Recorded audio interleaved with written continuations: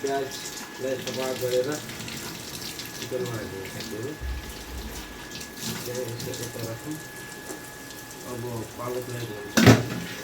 पालक पनि अलिकति पानी हालेर पकाएर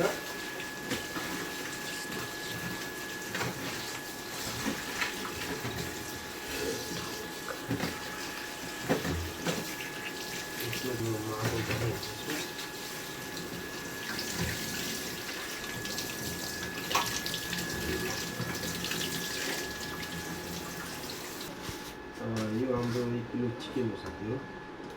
चिकनलाई अब धुने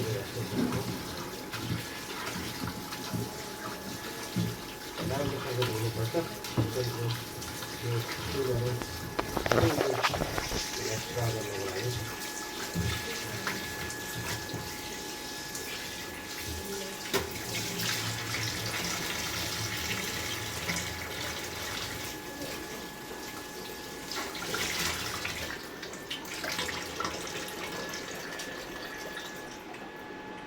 सुकी तयार छ।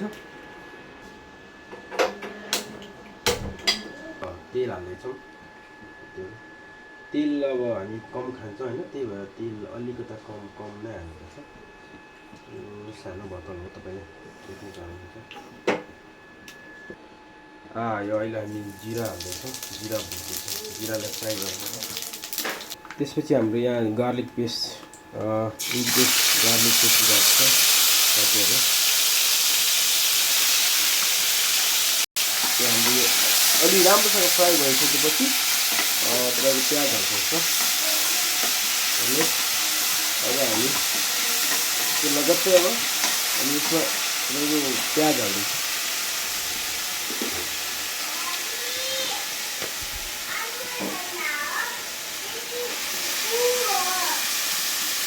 अब यो प्याज फ्राई हुँदैछ।